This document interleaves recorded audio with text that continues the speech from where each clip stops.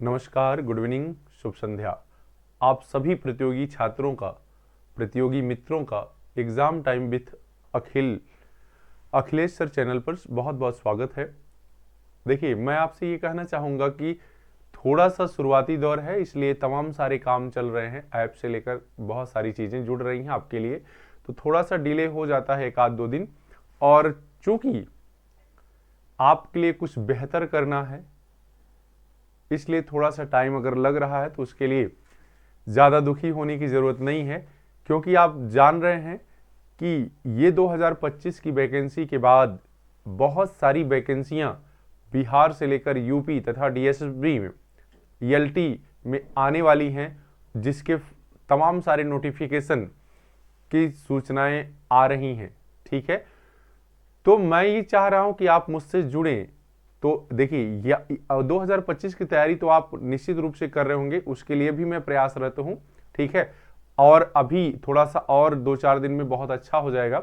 मैं जो टॉपिक आप कमेंट करेंगे उस पर बहुत अच्छा वीडियो बना दूंगा। अभी मैं विगत वर्षों के प्रश्न को हल करा रहा हूं, और ये केवल हल ही नहीं है, ये आपका जान लीजिएगा। आज मैं कोशिश करूंगा पूरा 62 क्वेश्चन, ज्योग्राफी 2011 का जो प्रश्न पत्र है, 62 क्वेश्चन लेकर आऊं। उसमें घंटा भर से ज्यादा तो लगेगा, 1.5 घंटा। ठीक है, 1.5 घंटा से कम समय नहीं लगेगा, और धैर्य से आप देखेंगे, ताकि और आप मिला पाएंगे कि 2021 का जो प्रश्न पत्र है, बहुत सारे क्वेश्चन इस प्रश्न पत्र से मिलेंगे। तो इसका मतलब क्या है कि आप यदि सारे प्रश्न पत्रों का हल कर लेते हैं, ठीक है, हल निकाल लेते हैं, हल कर लेते हैं, तो आपके आने वाले 2025 में बहुत सारे क्वेश्चन यहां से मिल जाएंगे। तो ये ना केवल 62 क्वेश्चन है, बल्कि हर क्वेश्चन में आपके 2 से 3 प्रश्न हैं। तो आइए इसको देखते हैं। 2011 में आयोग ने, ठीक, भूगोल के टीजीटी के प्रश्न पत्र में क्या क्या पूछा था और उन प्रश्नों के स्तर क्या थे। ठीक है, तो देखिएगा, पहला ही क्वेश्चन आपका लगा है, पहला क्वेश्चन कि कनारी धारा कहां प्रवाहित होती है। ठीक है, कनारी धारा, ये जब धाराएं आपको मेरे द्वारा पढ़ाई जाएंगी ऐप पर काम चल रहा है, exam time with Akhil sir नामक ऐप बन गया है, बस उस पर चीजें डालनी है, थोड़ा सा व्यवस्थित करना है। ये मेरे पढ़ाने के बाद आपको भूलेगा ही नाचती हैं। देखिएगा, ऑप्शन पढ़िएगा, अफ्रीका के पूर्वी तट से, अफ्रीका के पूर्वी तट से, अफ्रीका के पश्चिमी तट से, एशिया के पूर्वी तट से, और एशिया दक्षिणी अमेरिका के। तो देखिएगा, आप अगर पढ़े होंगे थोड़ा सा, तो अगर बात करेंगे कंफ्यूजन की, तो ये दोनों में तो बिल्कुल नहीं है। ये दोनों में क्या, ये दोनों में बिल्कुल भी नहीं है। ये बात अफ्रीका की होती है। अफ्रीका, जब आप अफ्रीका को पढ़े होंगे, आप जानते होंगे, देखिए ये आपका अफ्रीका का मैप है, ठीक है, और कनारी की धारा यहां प्रवाहित होती है। और ये अफ्रीका, जैसे ये उत्तर कहलाएगा, ये दक्षिण कहलाएगा, ये पश्चिम कहलाएगा, ये पूर्व कहलाएगा। तो ये अगर कनारी की धारा है, ठीक है, तो निश्चित तौर पे ये धारा कहां कही जाएगी, अफ्रीका के पश्चिमी तट पे कही जाएगी, अफ्रीका के पश्चिमी तट पे कही जाएगी। बड़े ध्यान से सुनिएगा, मैं कॉन्सेप्ट के साथ यहां बताऊंगा। ठीक है, बाकी रिवीजन बहुत सारे पेपर वाले करवा रहे होंगे, वो केवल टिक मारेंगे, आपको भूल जाएगा, लेकिन ये भूलेगा नहीं। ये पश्चिमी तट पे, और यही जान लीजिएगा कि ये कैसी धारा है, कूल, कनारी की ये धारा कूल है, यानी ठंडी है। कैसी है, ठंडी है, जिसका कारण है अपवेलिंग करंट, अपवेलिंग करंट, मतलब कि हवाओं के कारण यहां का जल हटकर दूसरे तट पर चल जाता है और नीचे का जल आ जाता, नहीं तो ये गर्म होनी चाहिए, स्वभाव जो इसकी संरचना है उस हिसाब से गर्म होनी चाहिए, लेकिन अपवेलिंग करंट के कारण ये ठंडी होती है। क्लियर, आगे बढ़िए। अगला है कि निम्नलिखित में से कौन सा युग्म सुमेलित नहीं है। हम्बोल्ट धारा, दक्षिणी प्रशांत महासागर, ठीक है, फिर धाराओं से क्वेश्चन है। फाकलैंड धारा, दक्षिणी अटलांटिक महासागर, लेब्राडोर उत्तरी प्रशांत महासागर, उत्तरी प्रशांत महासागर, मोजाम्बिक धारा हिंद महासागर। तो आप अगर ध्यान से पढ़े होंगे, विश्व के मैप पे ये मैं पढ़ाऊंगा, जब पढ़ाऊंगा तो ऐप पे देखिएगा। लेब्राडोर आपको पता है कि ये ग्रीनलैंड के पास है और अटलांटिक महासागर में है। क्या है, अटलांटिक महासागर में है, तो आप नहीं ध्यान दीजिएगा जरूर, ठीक है। और ये ठंडी जलधारा है, कैसी जलधारा है, ठंडी जलधारा है। तो देखिए निश्चित रूप से ये ध्यान रखिएगा, ये ग्रीनलैंड के पास ऐसे जो उत्तरी अमेरिका और कनाडा का क्षेत्र, यहां से ग्रीन ऊपर से आती ध्रुव की तरफ से, इसलिए क्या है, एक ठंडी जलधारा है। और यही गलत है, इसको क्या प्रशांत महासागर लिख दिया है। आगे देखिएगा, कह रहा कि जब सूर्य, पृथ्वी और चंद्रमा तीनों एक सीधी रेखा में होते हैं तो उस स्थिति को कहते हैं, ठीक है, जब सूर्य, चंद्रमा और पृथ्वी एक सीधी रेखा में होते हैं तो उसे कहते हैं, देखिएगा ये तीन चीजें हैं, ठीक है। जब सूर्य,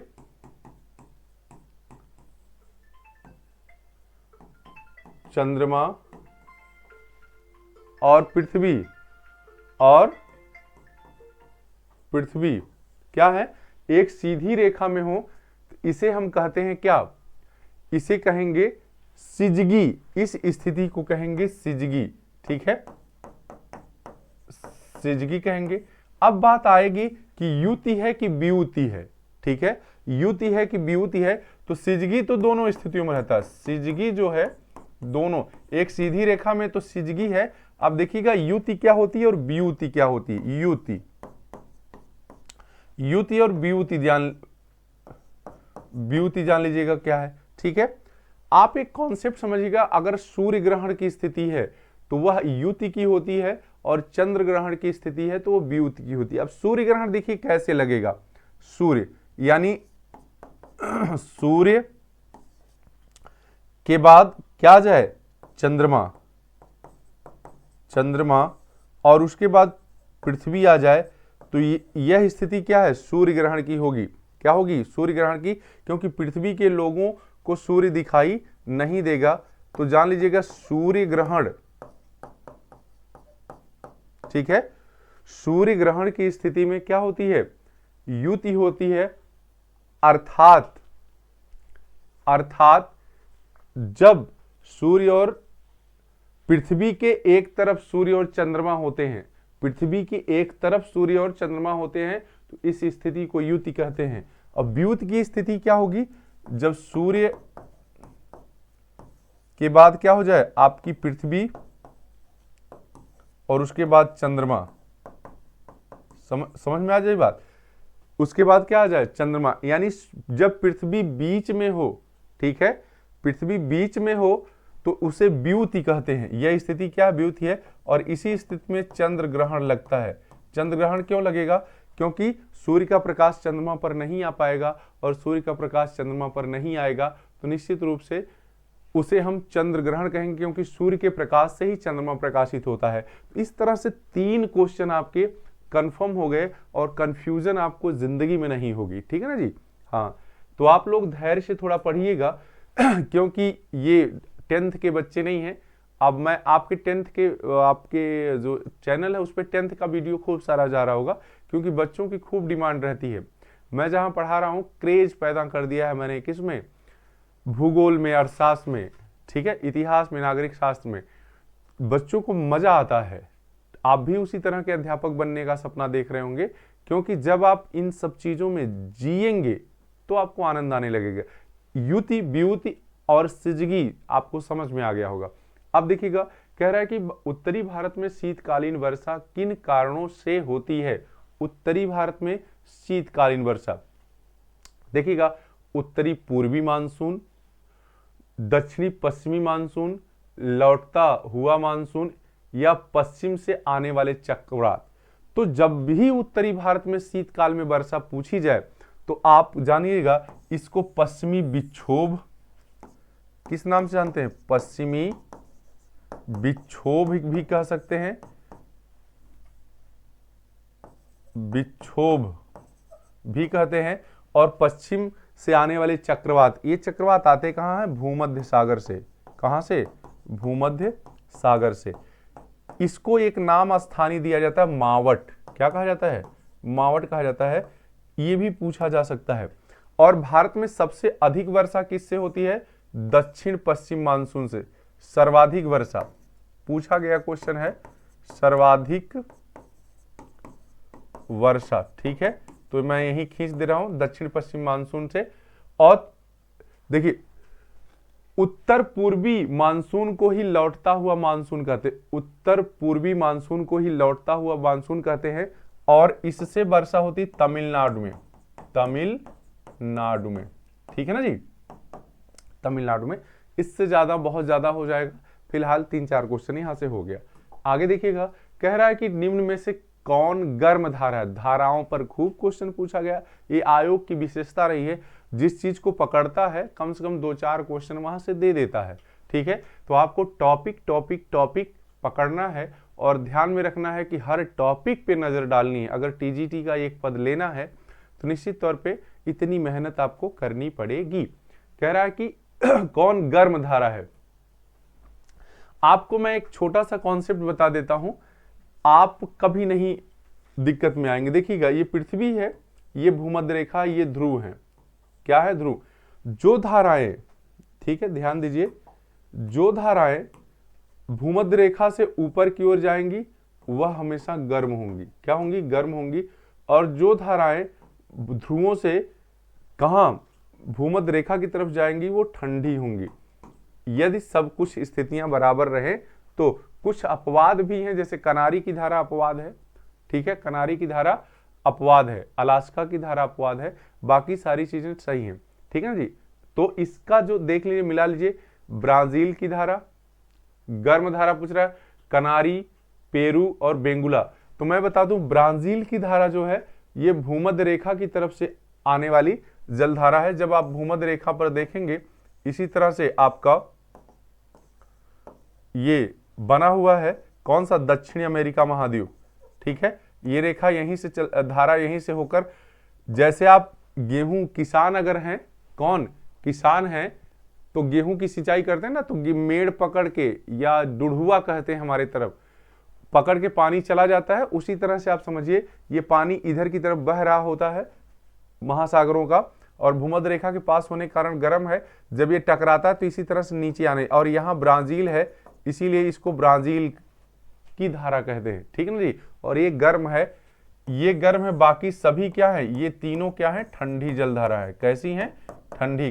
कनारी की धारा भी, पेरू की धारा भी, पेरू यहां होती है, बेंगुला जो है अफ्रीका के इस तरफ होती है, और ये सब इधर का जल जाने से, चढ़ने से बना है, ठीक है ना जी। तो आप जान लीजिएगा, यहां सारी धाराओं के बारे में आपको मैंने बता दिया, ठीक है। हाँ, आगे है कि पारिस्थितिकी मंडल वह पर्यावरण है जिसमें वायु, जल एवं पृथ्वी सहित जीवधारी निवास करते हैं तथा पर्यावरण के साथ प्रतिक्रिया करते हैं। यह कथन किसका है? ठीक है, तो ये देखिए, ऐसे प्रश्न जो है मिसलेनियस टाइप के प्रश्न कहलाते हैं। इसको आप किताबों में खोजेंगे तो बहुत मुश्किल से मिलेगा, ठीक है। और इन प्रश्नों से आपका सिलेक्शन नहीं रुकता है। फिलहाल आयोग का जो आंसर है मैं उसको बता दे रहा हूं, ठीक है। ये है दासमैन की परिभाषा। किसकी है? दासमैन की परिभाषा। किसी बहुत पॉपुलर किताब से नहीं उठाई गई, क्योंकि मैंने सविंद्र सिंह को भी पढ़ा है, बहुत सारी किताबों को पढ़ा है, लेकिन उसमें इस तरह की परिभाषा नहीं, किसी ऐसे पुस्तक से उठा लिया होगा जो बहुत प्रचलित नहीं है। तो इसका आंसर फिलहाल दास है, ठीक है। अगला क्वेश्चन है, ये भी है, देखिए, जीवमंडल शब्द का व्यापक स्तर पर प्रयोग करने का श्रेय किसको है? ठीक है, तो जीवमंडल का जो व्यापक अर्थ, व्यापक स्तर पर प्रयोग करने वाले हैं बर्नार्डस्की, ठीक है ना जी। तो इसका आंसर ये है, इसमें कुछ व्याख्या करने वाली बात नहीं है। आगे है कि पृथ्वी पर पादप जातियों के व्यापक वितरण का श्रेय है, ठीक है। पृथ्वी पर पादप जातियों के व्यापक वितरण का श्रेय है, किसको हम कहते हैं? पादप विवरण। क्या कहते हैं? पादप विवरण को कहते हैं, ठीक है। इसी को पृथ्वी पर पादप जातियों के व्यापक वितरण का श्रेय जाता है, ठीक है। इसमें भी बहुत ज्यादा कुछ समझाने वाली बात नहीं है।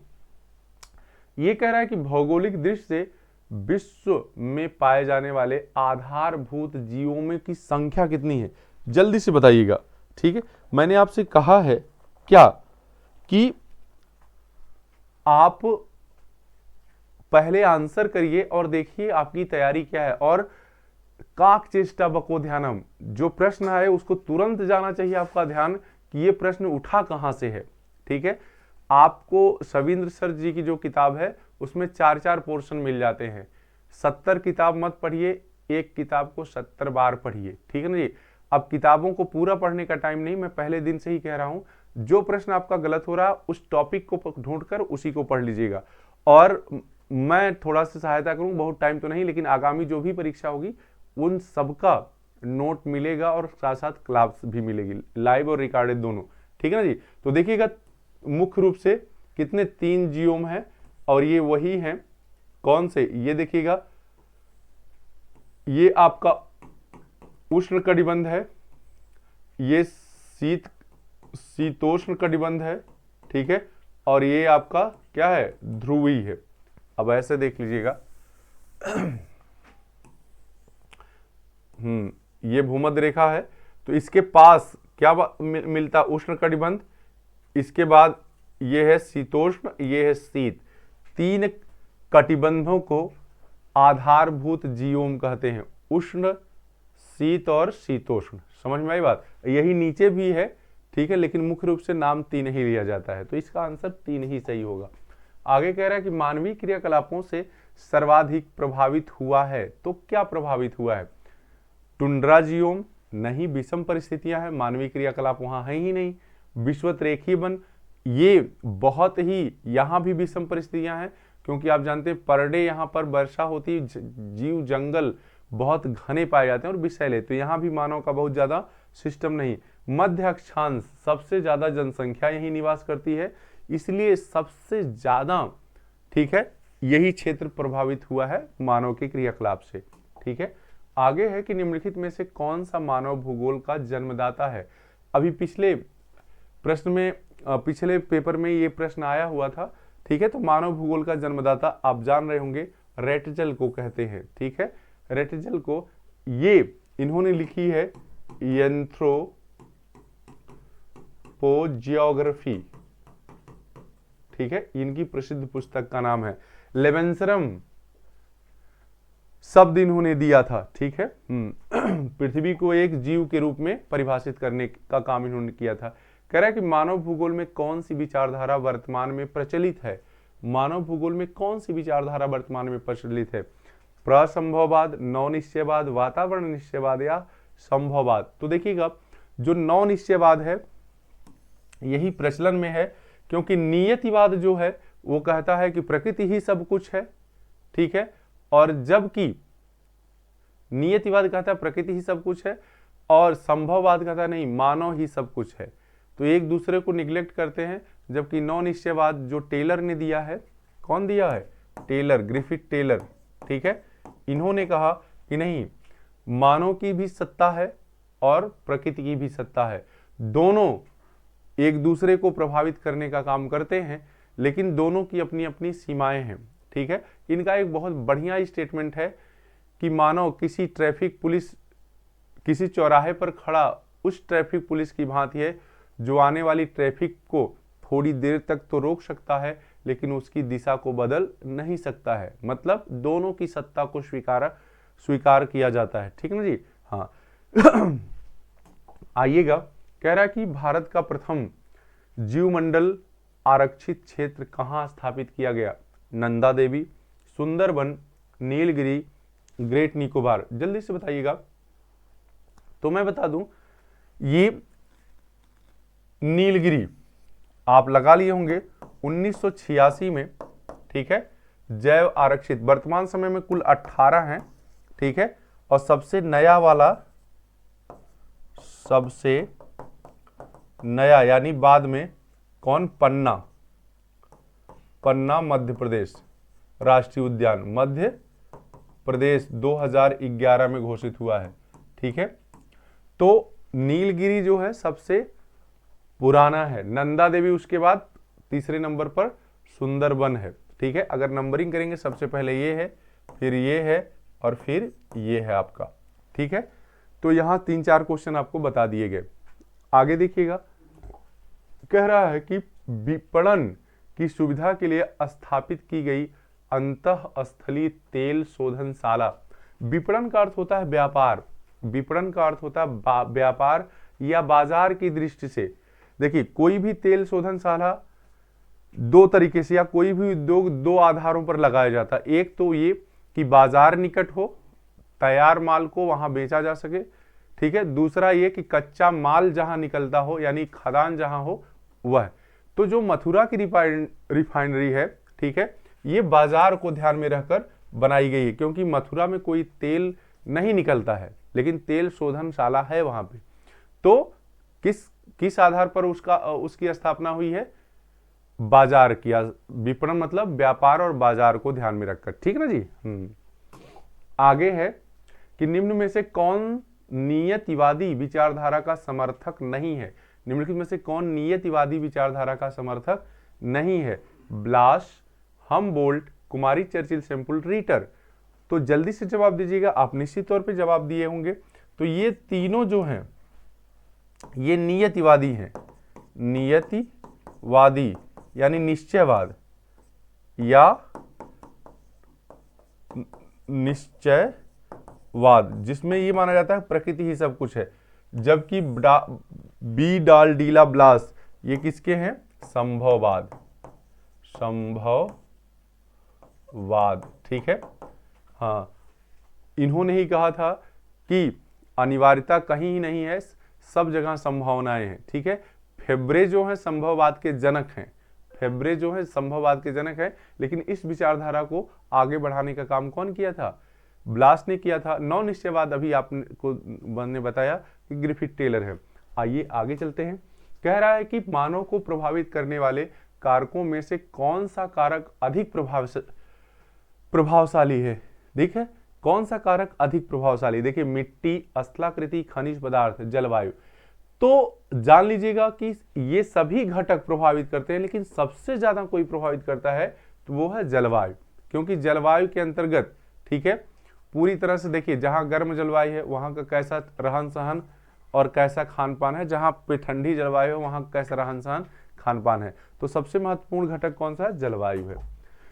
आगे है कि व्यक्ति अधिकतम आय किसके द्वारा, प्रति व्यक्ति अधिकतम आय किसके द्वारा होती है? प्रति व्यक्ति अधिकतम आय, ये जनसंख्या से संबंधित प्रश्न है, जनसंख्या के भाग में आपको मिलेगा, लेकिन मैं आपको बता देता हूं। देखिएगा जनाधिक्य जब होगा तो अधिकतम नहीं, आय न्यूनतम हो जाएगी। प्रति व्यक्ति आय न्यूनतम मतलब आप ऐसे सोचिएगा, अगर 10,000 आय है 10,000 आय है आपकी, अगर 20 लोग हैं, ठीक है, कितने हैं? 20 लोग हैं, 20 25 100, प्रति व्यक्ति कितना हो गया? 500 हो गया। यदि कम है, ठीक है, यदि 5 ही हैं तो 5 दूना 10, 2000 आय हो गई, ठीक है। और यदि अल्प हैं तो बहुत ज्यादा आय हो जाएगी, मतलब संसाधनों का बहुत उपयोग नहीं हो पाएगा। तो अनुकूलतम जनसंख्या जब होगी, मतलब संसाधनों के अनुसार जनसंख्या होगी, तो प्रति व्यक्ति आय अधिकतम होगी, ना कम होनी चाहिए ना ज्यादा होनी चाहिए। जितने संसाधन हैं उसी की एवरेज में होनी चाहिए जनसंख्या, उसे अनुकूलतम जनसंख्या कहते हैं। क्लियर? आगे देखिएगा, कह रहा है सबसे पहले कौन सी प्रजाति उत्पन्न हुई है? सबसे पहले कौन सी प्रजाति उत्पन्न हुई है? तो बहुत ही महत्वपूर्ण प्रश्न है। देखिए इसका आंसर है नीग्रो। जब आपको मानव भूगोल में जनजातियां पढ़ाई जाएंगी तो ये सब बहुत बेहतरीन ढंग से समझ में आएगा और कभी नहीं भूलेगा, क्योंकि उतना विस्तृत यहां नहीं बताया जा सका, नहीं 5 घंटा की वीडियो हो जाएगी। और आप जानते हैं कि आजकल आदमी 2-3 घंटा शॉर्ट वीडियो देख सकता है, नाच गाने देख सकता है, लेकिन पढ़ाई लिखाई की वीडियो उसको 1.5 घंटा भी लगेगी तो बहुत ज्यादा लगेगी, क्योंकि इनसे बढ़िया फलाने पढ़ाओ तुम्हें, ठीक ना जी।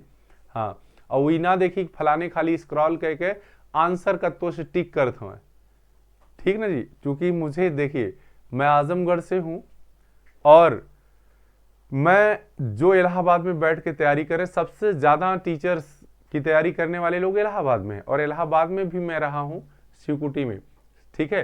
तो आपके दुख दर्द को बिल्कुल अच्छे से जानता हूं। मैं बहुत ये नहीं कह रहा हूं कि मैं बहुत बढ़िया बहुत बड़ा टीचर हूं, लेकिन ये है कि एग्जाम मैंने अगर क्वालिफाई किया बहुत अच्छे, ठीक है, रैंक से, तो आपको वहां तक मैं पहुंचा सकता हूं। बस धैर्य रखिए, ठीक है, चीजों को पढ़िए और समझिए। कह रहा है कि मंगोलायड प्रजाति की वह कौन सी विशेषता है जो उसे अन्य प्रजातियों से अलग करती है। देखिए मंगोलायड प्रजाति की जो सबसे महत्वपूर्ण विशेषता है, देखिए जो 3 प्रमुख प्रजातियां हैं, मैं आपको बता दूं 3 प्रमुख प्रजातियां हैं। नीग्रो, आपने देखा नीग्रो, इनका रंग काला होता है, रंग ही महत्वपूर्ण है। मंगोलायड जो होते हैं, मंगोलायड ये होते हैं पीले, पीत वर्ण होता है इसका, जैसा यहाँ है। काके सायड होते हैं, काके सायड जो होते हैं ये होते हैं श्वेत। कैसे होते हैं? श्वेत, यानी सफेद होते हैं। इसमें सही होगा आपका वी। बाकी 3 प्रश्न आपको मैंने एक्स्ट्रा बता दिए हैं, उसको ध्यान रखिएगा, ठीक है ना जी। आइए आगे बढ़ते हैं। ठीक 2011 का प्रश्न है, और जब तक आप पुराने सभी प्रश्नों का रिवीजन नहीं करेंगे तब तक कोई मतलब नहीं निकलेगा। कह रहे हैं निम्न में से किस प्रजाति के घर क्राल कहलाते हैं। देखिए घरों पे खूब क्वेश्चन पूछा गया है, ठीक है, इसलिए आप निश्चित तौर पे जनजातियों को पढ़ना है आपको। क्या बुशमैन के क्राल कहलाते हैं, मसाई के, खिरगीज के, या सेमांग के? ठीक है, जल्दी से बताइएगा इसका आंसर। क्राल। ठीक, तो देखिएगा आपने लगाया होगा कि मसाई के घर को क्राल कहते हैं। क्या कहते हैं? क्राल। मसाई के घर को क्राल कहते हैं। खिरगीज के घर को युर्त कहते हैं, या यर्ट कहते हैं अंग्रेजी में, युर्त या यर्ट कहते हैं। क्लियर? अभी पूछा गया था ये। हाँ, अब देखिएगा और जो इससे संबंधित प्रश्न हैं मैं आपको बता दूं कि वो क्या हो सकते हैं। देखिए इसमें तो जो महत्वपूर्ण प्रश्न बनते हैं उससे मैं बता देता हूं। एक्सकीमो,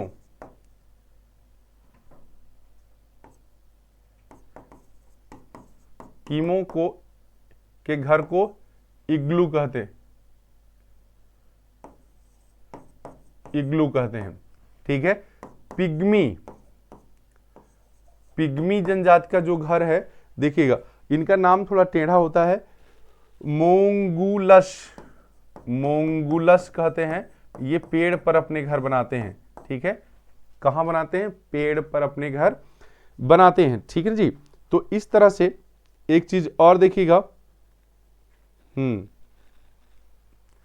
बाकी इनके जो घर है बहुत इंपॉर्टेंट नहीं है, पूछे यही सब गए हैं, इसलिए इनका मैंने आपको बता दिया।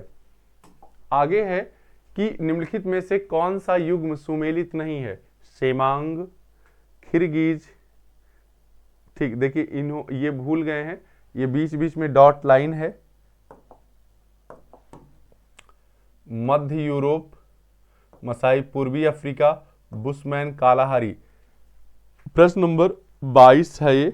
ठीक है, देखिएगा सेमांग यहां लिख लीजिएगा मलेशिया, मलेशिया। तो जल्दी से आप बताइए कौन सा सही है इसमें? सही नहीं है, नहीं, ध्यान दीजिएगा भाई, 2 साल में इसी वजह से नहीं हो पाया। ठीक है, तीसरी बार सिलेक्शन हुआ था। ठीक है, क्योंकि मैं प्रश्न को इतने झटके से पढ़ता था कि बहुत गलतियां कर जाता था। ठीक है, और गलतियों को सुधारने के बाद ही सिलेक्शन हुआ है। ठीक है ना जी। तो ये भी सही है। ठीक है, ये जो खिरगीज, ये मध्य यूरोप दे दिया गया है, खिरगीज मध्य यूरोप दिया है, यही जो सही नहीं है। ठीक है, क्योंकि ये मध्य एशिया की बात करते हैं। कहां? मध्य एशिया। ठीक, मध्य एशिया में ये पाए जाते हैं खिरगीज, बाकी सब सही है। आगे देखिएगा, कह रहा है कि नगरी गांव प्रायः पाए जाते हैं। नगरी गांव, तो जो विकसित देश हैं वहां पर जो गांव होते हैं वो भी नगरी होते हैं। समझ में आई बात? तो इसमें से देखिए विकसित देश कौन सा है? यूएसए है। कौन सा है? यूएसए है। बड़ा सरल सा कॉन्सेप्ट है, अब मत भूलिएगा।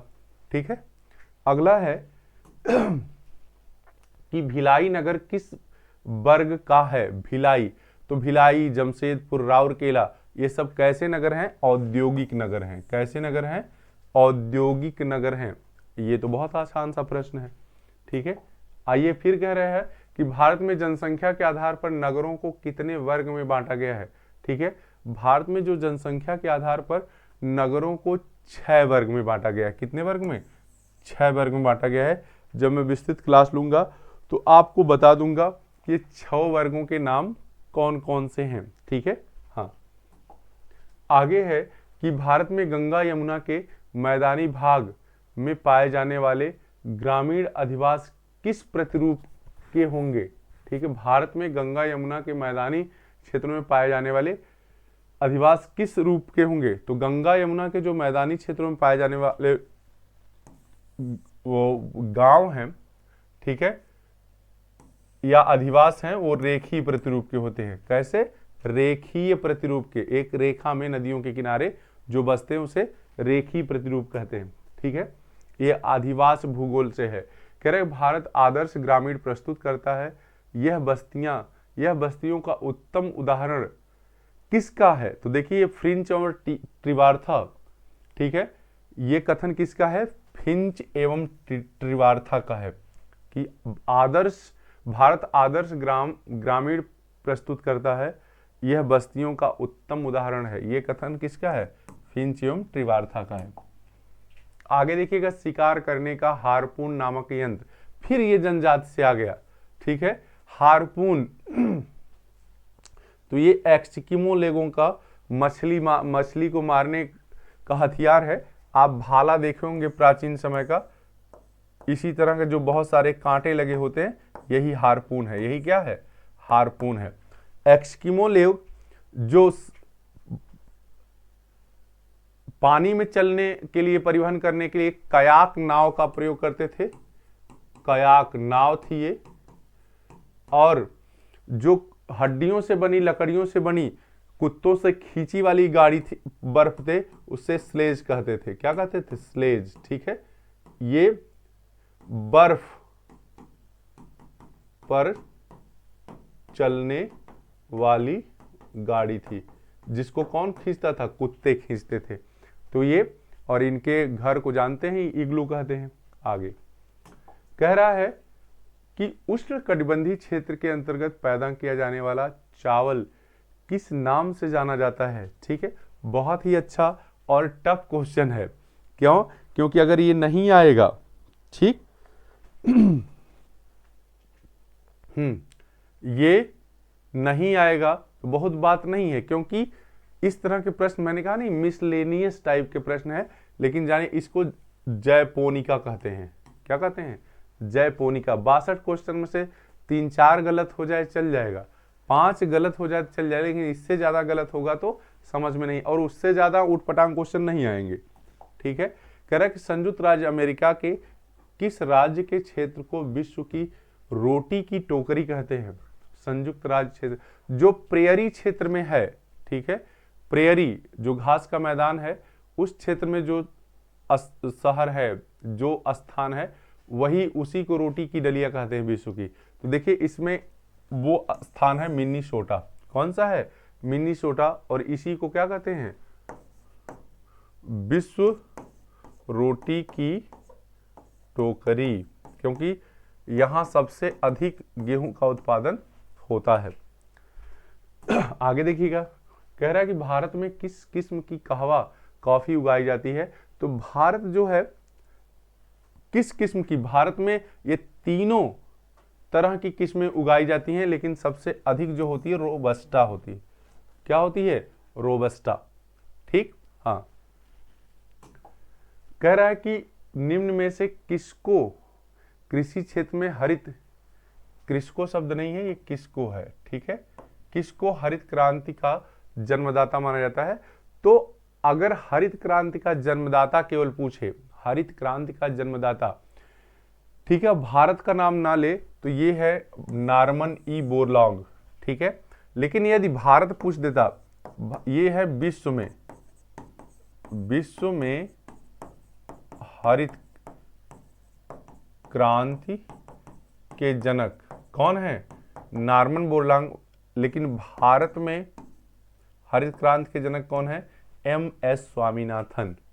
M.S. स्वामीनाथन। हरित क्रांति का मतलब जान लीजिएगा कि विश्व में सबसे पहले कहाँ? मैक्सिको, USA के मैक्सिको को में लाई गई 1960 के दशक में, जबकि इसमें लरमा नामक गेहूं उगाया गया। और ये कैसा था? उन्नतशील बीज थे, हाई यील्डिंग वैरायटी HYV। ठीक है, ये देखिए भारत में भी जो हाइब्रिड कहते हैं उसकी पन्नियों पे HYV लिखा रहता है, हाई यील्डिंग वैरायटी। कभी कभी फुल फॉर्म भी पूछ देता है। और भारत में इसको लाने का काम किया MS स्वामीनाथन ने, और सबसे पहले लाई गई कहाँ? पंजाब में। ठीक है, 1967-68 के समय योजना अवकाश तब था। कह रहा कि विश्व में 65% कोयले का उत्पादन किस देश में किया जाता है? देखिए, तो विश्व में वर्तमान समय में सबसे ज्यादा कोयले का उत्पादन कहाँ होता है? चीन में होता है। लेकिन 65% वाला जो हिसाब किताब है वो बहुत सही नहीं था, इसीलिए आयोग ने इस प्रश्न का आंसर बहुत सटीक नहीं लगाया, यहाँ स्टार लगाया हुआ है। लेकिन जो चाइना जो लगाए थे वो ज्यादा सही थे, क्योंकि सर्वाधिक कोयले का उत्पादन कहाँ होता है? चीन में होता है। कह रहा है कि स्वेज नहर मिलाती है। स्वेज नहर किसको किसको मिलाती है? तो जो देखिएगा नहरें हैं, दो जलीय भाग को मिलाएंगी और दो स्थलीय भाग को अलग करेंगी। ठीक है, जो देखिए अगर आप देखे होंगे इस नहर को, तो ये आपका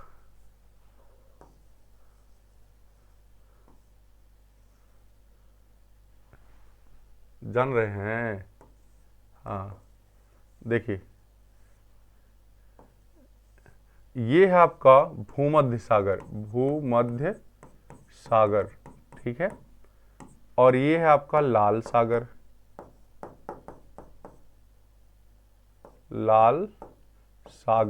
ठीक है, और ये एशिया है। क्या है? एशिया। ये है अफ्रीका। आप कोई भी क्वेश्चन पूछेगा आपसे गलत नहीं होगा। ये यहीं पर स्वेज नहर बनाई गई है, भूमध्य सागर और लाल सागर को मिलाती है और अफ्रीका को एशिया से अलग करती है। ठीक है, कब बनी है? 1869 में। कब बनी है? 1869 में। आप इस चीज को जानिएगा। इसके बाद देखिए अगला क्वेश्चन, तो देखिए लाल सागर और काला सागर, लाल सागर और भूमध्य सागर, इसका आंसर ये है। आगे देखिएगा, किस ग्रह पर विशाल लाल धब्बा पाया जाता है? देखिए बहुत सारी किताबें इसमें कंफ्यूज हैं। ठीक, लाल धब्बा अगर पूछा जाए तो बृहस्पति सही होगा।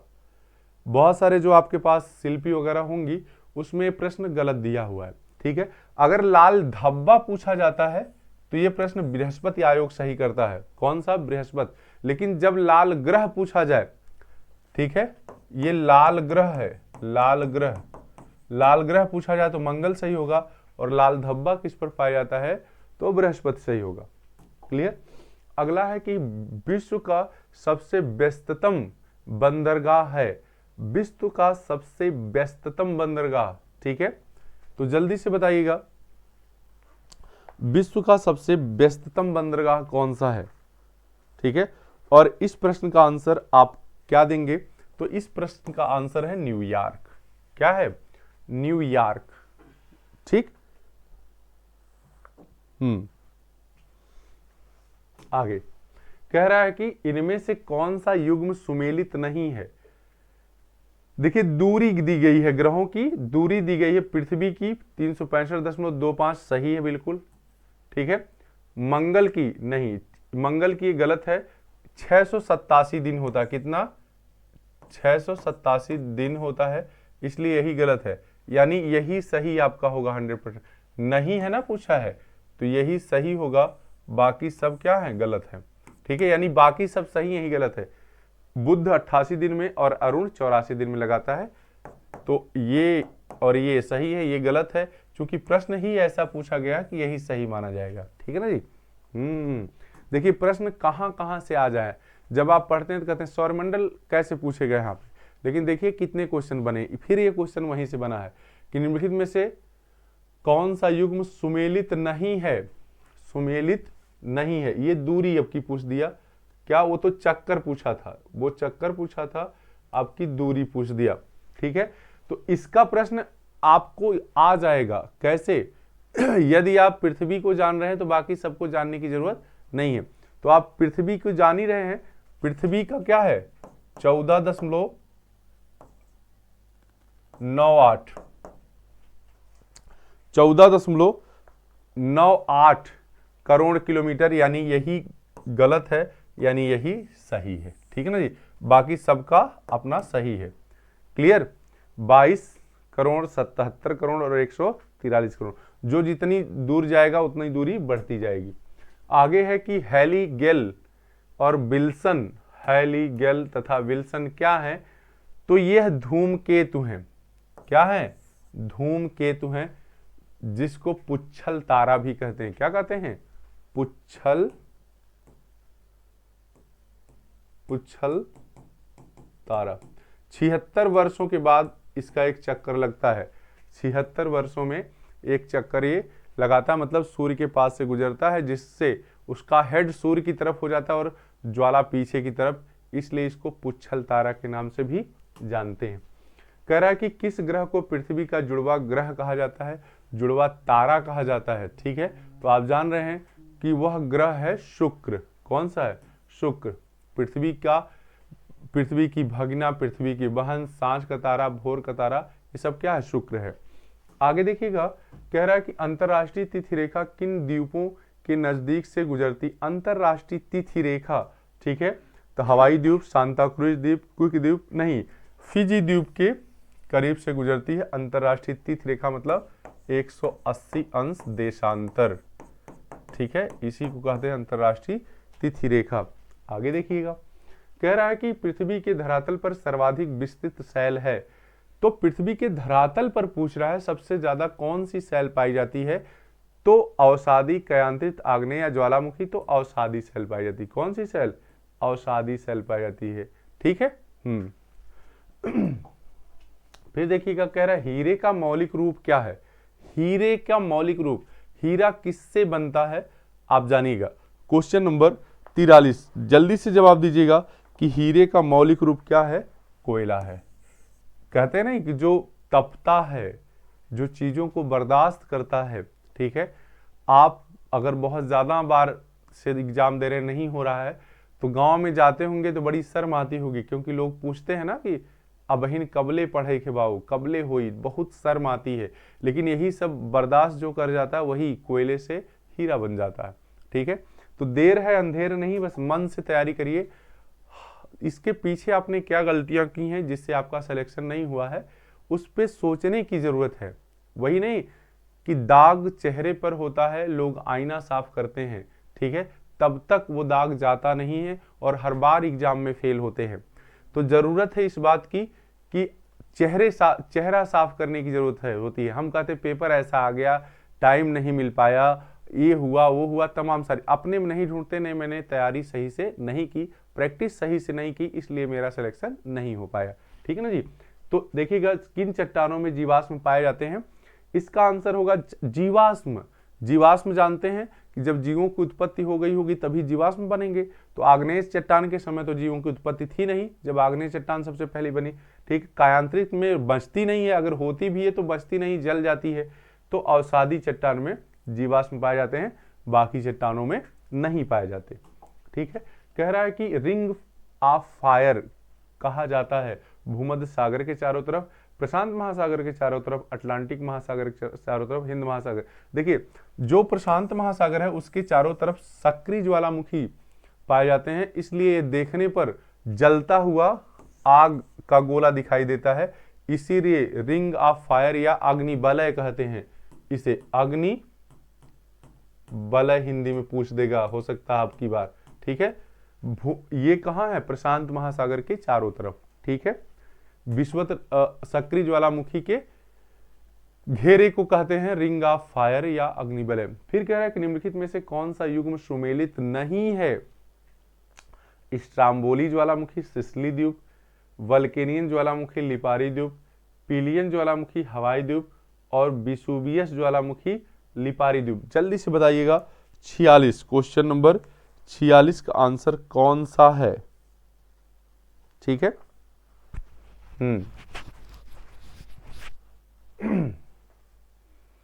तो देखिए, इस्टाम्बोली सिसिली पे ये भी सही है, बल्केनियन लिपारी पे है, ये भी सही है, ठीक है। और पिलियन ज्वालामुखी ये हवाई पर नहीं है, ये क्राकाटोआ, तो जान लीजिएगा ये सही नहीं है, बाकी सभी आपके क्या हैं, सही है, ठीक। आगे कह रहा है कि विश्व का सर्वोच्च शांत ज्वालामुखी, सर्वोच्च शांत जो बहुत सा शांत ज्वालामुखी है, इसमें से कौन सा है, ठीक है। तो सर्वोच्च शांत की अगर बात करेंगे तो फ्यूजियामा है। कौन सा है, फ्यूजियामा। शांत ये सब भी हैं, लेकिन इसके जितना शांत नहीं है। Clear. Question number 47, question number 47, ठीक है, इटली का फ्यूजियामा। आगे है कि शीत प्रदेशों में निम्नांकित में से ऋतु अपक्षय का कौन सा प्रकार प्रायः क्रियाशील नहीं होता। शीत ऋतु में, शीत प्रदेशों में निम्नलिखित में से कौन सी ऋतु अपक्षय का प्रकार नहीं होता। देखिए ध्यान से पढ़िएगा और सोचकर इसका आंसर दीजिएगा, देखते हैं क्या देते हैं, ठीक। शीत प्रदेशों में निम्नलिखित में से ऋतु अपक्षय का कौन सा प्रकार प्रायः क्रियाशील नहीं होता, ठीक है। तो कौन सा नहीं होगा, भौतिक नहीं होगा। कौन सा नहीं होगा, भौतिक अपक्षय नहीं होंगे शीत प्रदेशों में। क्यों नहीं होंगे, क्योंकि वहां पर भौतिक जो जीव जंतु की संख्या जो है बहुत कम हो जाती है शीत ऋतु में, ठीक है। इसलिए जो भी क्रियाएं हैं वो शिथिल पड़ जाती हैं। समझ में आई बात। आगे कह रहा है कि निम्नांकित में से कौन सा पर्वत बलित पर्वत नहीं है, ठीक है। कौन सा पर्वत बलित पर्वत नहीं, Andes, black forest, Himalaya, Alps, ठीक है। आपको मैं बता दूं बलित पर्वत पूछा है तो देखिए जो ये ब्लैक फॉरेस्ट है ये ब्लैक पर्वत है। कैसा पर्वत है, ब्लैक पर्वत है। और इसीलिए बाकी एंडीज, हिमालय और आल्प्स ये सब क्या है, बलित पर्वत हैं। क्या है, बलित पर्वत हैं। इस प्रश्न को अगर आप देखेंगे कहां पर, शिल्पी में, तो ये प्रश्न का आंसर गलत दिया है, उसने आल्प्स को दे दिया है, ठीक है ना जी। तो इसको सुधार लीजिएगा।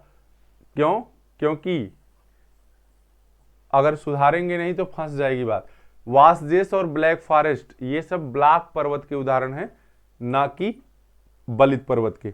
आगे देखिएगा, कह रहा है यूराल पर्वत किस श्रेणी के पर्वत है, नवीन बलित पर्वत, सरल बलित पर्वत, जटिल और प्राचीन। तो ये है प्राचीन बलित पर्वत। यूराल पर्वत जो है बलित तो है, लेकिन कैसा बलित है, प्राचीन बलित पर्वत है। आगे देखिएगा, पृथ्वी की सतह पर सबसे महत्वपूर्ण अपरदन का कारक है पवन, भूमिगत जल, हिमानी या प्रवाहित जल। तो सबसे महत्वपूर्ण जो है प्रवाहित जल या नदी इसे कहते हैं, यही महत्वपूर्ण कारक है, ठीक है ना जी। डेविस का अपरदन चक्र इसी पर जल पर ही है, ठीक है। कह रहा है ऊपर से नीचे की ओर वायुमंडल की विभिन्न परतों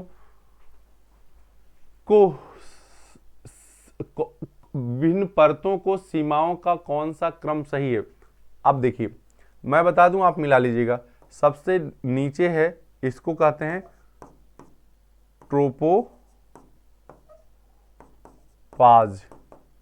उसके ऊपर जो है, ठीक है, ट्रोपोपाज के ऊपर स्ट्रेटोपाज, उसके ऊपर जो है, ठीक है, मेसोपाज, ठीक है, उसके ऊपर जो है, ठीक, आयनो। अच्छा इतना ही है क्या, ठीक है। अच्छा 4 ही में से दिया है तो देखिए मिलाइए, ट्रोपोपाज, स्पोपाज, मेसोपाज, इसके बाद मैग्नीटोपाज, मैग्नीटोपाज, ठीक है। तो यही सही होगा। कौन सा, दूसरा। मतलब परिवर्तन मंडल, समताप मंडल, मध्य मंडल और आयन मंडल, इसके बाद बहिर्मंडल है। क्लियर। अगर कहां ऊपर से नीचे दिया है ना जी, क्या ऊपर से नीचे, तो ये सॉरी देखिएगा, यही होता है, पढ़ने में गलत हो गया तो हो गया। ऊपर से नीचे दिया है, सबसे पहले ऊपरी परत का लेंगे, सबसे पहले ऊपरी परत का लेंगे। तो देखिए इधर से मिलाइए, ये यानी तीसरा सही है, ये सही है। ऊपर से नीचे मिलाना है, क्लियर, नीचे से ऊपर नहीं, ऊपर से नीचे, इसलिए सी सही होगा। आगे देखिएगा, नुक्ते के हेरफेर से खुदा जो है जुदा हो जाता है, ठीक। आगे देखिए, ओजोन गैस की अधिकता है कहां? ओजोन गैस जानते हैं समताप मंडल में पाई जाती है। कहां? समताप मंडल में पाई जाती है, ठीक है। 16 सितंबर को ओजोन दिवस मनाया जाता है, ओजोन दिवस मनाया जाता है। और इससे संबंधित मैट्रियल समझौता, मैट्रियल समझौता है, ये सब प्रश्न पूछे जाएंगे, समझौता। और यह परावैगनी किरणों को, परावैगनी किरणों को पृथ्वी पर आने से रोकती है, पृथ्वी पर आने से रोकती है, ठीक है। और यह 15 से 35 किलोमीटर के मध्य पाई जाती है, बी ऑप्शन सही है इसका। आगे देखिएगा, सामान्य तापपतन दर, ठीक है, नॉर्मल लैप्स ऑफ रेट, ठीक है, टेम्परेचर की कौन सी है? बढ़ती ऊंचाई के साथ साथ ताप कम होने की दर क्या होती है? तो 6.5 अंश सेल्सियस प्रति 1000 मीटर पर, यानी प्रति किलोमीटर पर 6.5 अंश सेल्सियस क्या हो जाता है? डिग्री तापमान गिर जाता है। कह रहा है कि संपूर्ण पृथ्वी का औसत अल्बिडो कितना होता है? अल्बिडो मतलब प्रकाश के परावर्तन, प्रकाश परवर्तिता, मतलब कोई भी प्रकाश सूर्य का जब पृथ्वी पर पड़ता है तो वह परावर्तित होता है, उसी परावर्तन को ही अल्बिडो कहते हैं भूगोल की भाषा में। और ये है 35, कितनी है? 35। अगला क्वेश्चन है कि अधिकतम तापमान किन रेखाओं पर अंकित किए जाते हैं? अधिकतम तापमान जो है देखिएगा, विषुवत रेखा पर, विषुवत रेखा के दक्षिण में 5 अंश सेल्सियस, उत्तर में 5 अंश सेल्सियस नहीं, कर्क और मकर रेखाओं के मध्य, ठीक है, कर्क और मकर रेखाओं के मध्य अधिकतम तापमान अंकित किए जाते हैं, ठीक है। ये क्वेश्चन नंबर कौन सा था? 56 था, ध्यान दीजिएगा, ठीक। विषुवत रेखा पे, इसीलिए उसे उष्णकटिबंध कहते हैं। आगे है कि कौन सी पौने हल्की व न्यून दाब वाली होती है? तो जो उष्ण और शुष्क पौने हैं, उष्ण और शुष्क पौने हैं, ये हल्की और न्यून दाब की होती हैं। देखिए ऑप्शन का क्रम गड़बड़ हुआ है, ये यहां होगा और ये यहां होगा, ABC, ठीक है। टाइपिस्ट महोदय ध्यान दिया करे भाई इस चीज को। आगे है कि भारत देश का उत्तर दक्षिण विस्तार तथा पूर्व पश्चिम विस्तार कितना है, ठीक है। और ये प्रश्न अभी तक आ चुका है एक बार, ठीक, इसीलिए कहते हैं ना पुराने प्रश्न पत्र को आप दोहरा लीजिए, पढ़ लीजिए। देखिए 3214 और 2933, ठीक है। आपको मैंने बताया ना कि ये आपका भारत है, क्या है? ये आपका भारत है, तो यही है, देखिए टेढ़ा मेढ़ा ही सही, लेकिन भारत के मैप को बनाना सीखिए, ठीक। ये लंबाई एक, ये तो ये है 3214 किलोमीटर और ये है 2933, एक लंबा एक चौड़ा, ठीक है। आगे कह रहा है कि शिव समुद्रम प्रपात किस नदी पर है? तो ये शरावती नदी पर है। शिव समुद्रम प्रपात, जलप्रपात, झरना किस नदी पर है? शरावती नदी पर है। आगे है किस जलवायु प्रदेश में वर्ष भर वर्षा होती है? तो विषुवत रेखीय जलवायु प्रदेश जो है, देखिएगा विषुवत रेखीय, विषुवत रेखीय है ये, विषुवत रेखीय, यहां 2 से 4 बजे के बीच, 2 से 4 बजे के बीच प्रतिदिन वर्षा होती है। क्या होती है? प्रतिदिन वर्षा होती है, इसीलिए यहाँ जैव विविधता अधिक होती है, जैव भार अधिक होता है, ठीक है। आगे है कि निम्नलिखित में से कौन सा युग्म सुमेलित नहीं है? सुमेलित नहीं, ये सब चक्रवातों के नाम है। टाइफून चीन, ये तो 100% सही है। टॉर्नेडो संयुक्त राज्य अमेरिका, ये भी सही है। बिली बिली जो वेस्ट इंडीज में नहीं आता है, ये आता है कहां पर? ऑस्ट्रेलिया में, ऑस्ट्रेलिया, ठीक है। तो यही जो है सही नहीं है, यानी यही ऑप्शन आपका सही होगा, बाकी हरिकेन कैरिबियन सागर में आता है, ठीक। आगे देखिएगा, कह रहा है सागरों में अधिकतम लवणता पाई जाती है। सागरों में अधिकतम लवणता कहाँ पाई जाती है? 20 डिग्री से 40 डिग्री उत्तरी अक्षांश के मध्य, 20 डिग्री से 40 डिग्री दक्षिणी अक्षांश के मध्य, 50 डिग्री। देखिए इसी दोनों में से सही है। अब जल्दी से आप बताइएगा कौन सही है। 20 डिग्री से 40 डिग्री उत्तरी अक्षांश, ठीक है, ये ऑप्शन आपका सही है, ए। आगे देखिएगा 63, निम्नलिखित में से कौन सा युग्म सुमेलित नहीं है? ठीक है, कौन सा युग्म सुमेलित नहीं है? चैलेंजर उत्तरी प्रशांत महासागर, सुंडा उत्तरी हिंद महासागर, बाल्डिविया बाल्डिविया ये महासागर यहां रहेगा, दक्षिणी प्रशांत महासागर, और टोंगा दक्षिणी अटलांटिक महासागर। तो जल्दी से बताइएगा 63 नंबर क्वेश्चन का जवाब। ठीक है, तो टोंगा जो है ये अटलांटिक में नहीं है, ये है प्रशांत महासागर में। इस तरह से आपके जो है 62 क्वेश्चन, 63 समझिए क्योंकि एक प्रश्न कॉमन होता है सब में, ठीक है, आपका हल हो गया और इसके माध्यम से कम आपके पास पहुंचे होंगे, ठीक है, 120 से 150 क्वेश्चन। तो आज की क्लास आपको कैसी लगी बताते जाइएगा और कमेंट के माध्यम से भी बताइए कि आपका कौन सा चैप्टर कमजोर है, उसको पढ़ा दिया जाए। तो सुनने के लिए धन्यवाद। तैयारी में लगे रहिए, जीत एक दिन जरूर मिलेगी।